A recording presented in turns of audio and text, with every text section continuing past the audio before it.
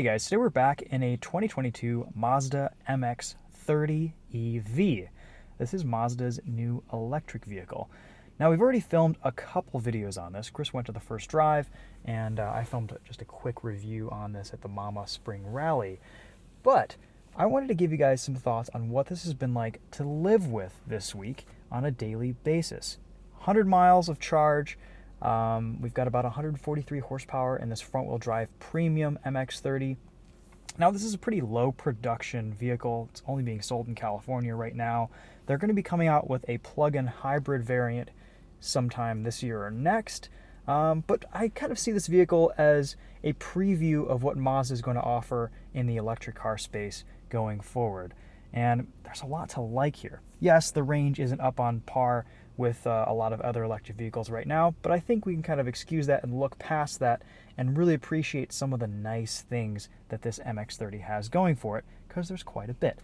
So just some general information. Like I said, this is 100 miles of range in front-wheel drive form, 143 horsepower, so it's not super quick. This is the single front motor, front-wheel drive. It costs about $37,000, and it's based on the Mazda CX-30. Same dimensions, but not a lot of rear seat space, but still a very, very nice interior and kind of a funkier looking exterior. I don't think it's as attractive looking as the CX-30, but it's definitely a different design language for Mazda. But the way this car drives has really impressed me this week. It rides really well. It's one of the more comfortable Mazdas to ride down the road. Handling is great because it is electric. All that weight is nicely distributed. And I don't know, just the fit, the finish, the quality, the feel of this car. This has got to be one of the better built electric cars on the market. For this price point, it just feels very nice. So let's do a quick walk around on this, and then we'll take it out on the road and show you guys how it drives and talk about my week in this MX-30. You can see trunk space is very similar to what we get in the CX-30. We have our charge cable here. No spare tire, but we do get a tire inflation kit. These seats fold down pretty easily. Another Savage Geese cameo there. But when you do fold the rear seats down, you usually have to move the front seat forward just to kind of get them to fold flat. I have used this quite a bit this week to transport some tires for the PRZ, so it has been useful. But that said, the rear seat room is quite cramped, and I would really only consider sitting back here in a pinch. But you can fit a full-size adult in the back. I'm 5'10". This is my driving position. You can see there are some neat little controls back here to move the seat forward and back. That's neat. I haven't seen that in any other Mazdas. And this interior space is just kind of a nice evolution of what we've seen in the Mazda 3 hatchback, the CX-30, and I think it actually improves on the new CX-50. Some of the materials in here are really well done. They've integrated cork into the center area because Mazda used to be, they were originally a cork manufacturing company, and it's cool to see that homage to their past. I like this shifter. They have a little touchscreen here in the center for climate control, but they also have redundant physical buttons, which I think is quite smart. Same steering wheel that we see in the CX-30 and the Mazda 3, similar dash design, but just really nice materials, very high quality. And then on the door panel here, we have this kind of fabric felt material. It looks really sharp. I really commend Mazda on their design with this MX-30. It looks great. Little sunroof there too. And the cloth fabric on these seats is quite nice as well. We do get a little bit of a hump here in the middle. No frunk, unfortunately, but look at all the space available for an engine with a plug-in hybrid powertrain here.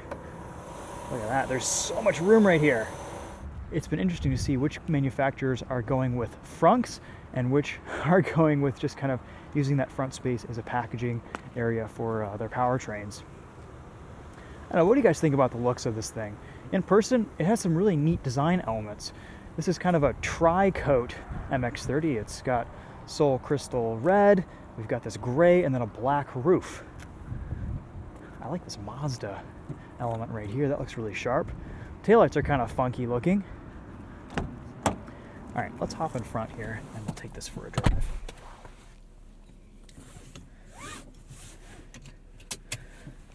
So right off the bat, we have a lot of physical buttons and controls. Very similar layout to this interior as a lot of other Mazdas. We have this infotainment here, which I really do like. The scroll wheel is fantastic. It works super well. Right next to the scroll wheel, we have a volume knob and track selection. And you can also use there's a favorite switch for all of your favorite tracks, which is great. We'll just leave that on Apple CarPlay for now. Little storage space here in the middle. That's what our glove box looks like. And in the center display, we have a digital center gauge cluster. And then on the far right, we have a battery temperature meter, which is kind of interesting. The paddle shifters can be used for regenerative braking. And you can see as the battery warms up, right now it's pretty cold. We have a 95% charge. It's 43 degrees Fahrenheit outside. You can see that regen go lower and lower, and that'll increase as we drive this car today. All right, so this shifter is kind of weird, a little bit different for Mazda. Over to the left is park, over to the right is reverse, and then you can go from reverse, neutral to drive. Your reverse camera pops up automatically, you get a little beep. You can set the mirrors to lower too, so you can see your curb. Visibility out of the side and back is pretty limited, but front visibility feels pretty good.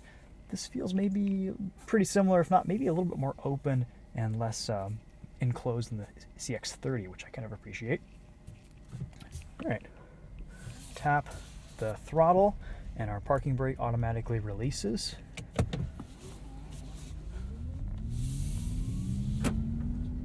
Steering feels very similar to the CX-30, nice and weighty at low speeds, but still easy to maneuver around tight spaces. You can hear there's just a little bit of an electric sound. It's definitely piped in through the speakers or in a speaker underneath the vehicle. And that kind of maintains all the way up to highway speeds. It's not a low-speed electric sound.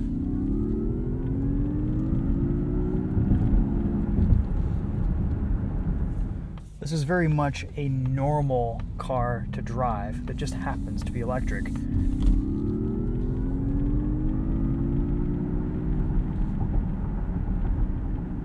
And I think it's one of the better efforts in the market at that. Mazda's not trying to be too weird or too funky aside from the doors.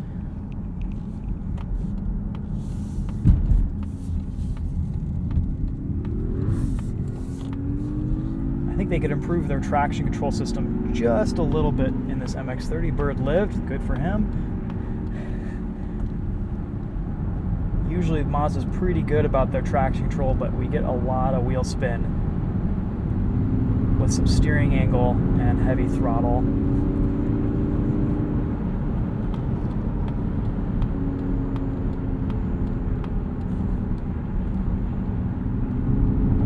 The electric noise is actually kind of loud in some situations. At highway speeds, at heavy throttle, you hear it, and then when you're just cruising, you can kind of hear it in the background too. So this isn't a completely silent electric car driving experience. I do wish there was the option to turn that off in the settings. Cruise control, everything else works pretty much the same as it does in other Mazdas. Adaptive cruise control does a pretty good job. No real lane tracing, lane centering system. I don't know if this has Mazda's new traffic jam assist or not. But the key point here with this MX-30 is just how well it drives compared to a lot of other electric vehicles on the market, and how nice it feels compared to a lot of electric vehicles on the market. I feel like, yes, maybe you're giving up a little bit here in terms of range and numbers, horsepower especially. This is not a quick electric car on the highway. It kind of struggles to pass sometimes. But what it makes up for is this feels nicer than just about every other electric car on the market under 60 grand. The interior, the materials, the feel of this, the ride, the handling, this feels like a really well-built quality vehicle. If only Teslas had interiors this nice, oh man, that would be great. I do appreciate that Mazda has invested in making this interior a nice place to be in. It feels very high quality. Yes, we've sacrificed some battery range as a result, but again, who knows what we'll see from this MX-30 in the future and with any other plug-in hybrid vehicles from Mazda. For now, this is a pretty nice starting point, and for some people in some use scenarios, I think it makes a lot of sense.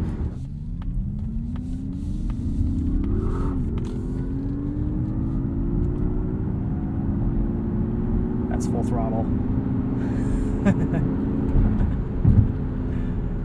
I will say I have really enjoyed daily driving this MX-30 this week. It's been a great go-to commuter. It's easy to get in, go. I would like to have to charge it a little bit less than every time I bring it home and open up the charge door and plug it in. If I had an electric vehicle with 200 miles of range or 250 miles of range, I feel like maybe I'd only have to charge it once every other day or so, maybe a little bit less. And this, I feel obliged to plug it in every single time just to kind of top it off and keep it as close to 100% as possible. Alright guys, well, just a quick video on this MX-30.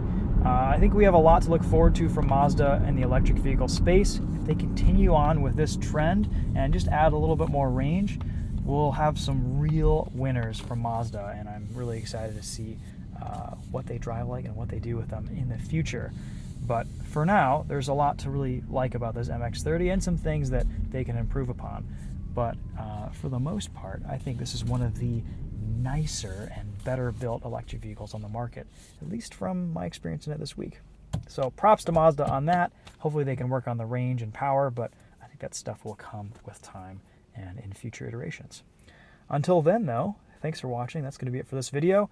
Bose sound system sounds just like the CX-30. It's fantastic, really nice. No surprises there. Yeah, that's going to be it for this one. Thanks for watching, guys. We'll see you later. Take care.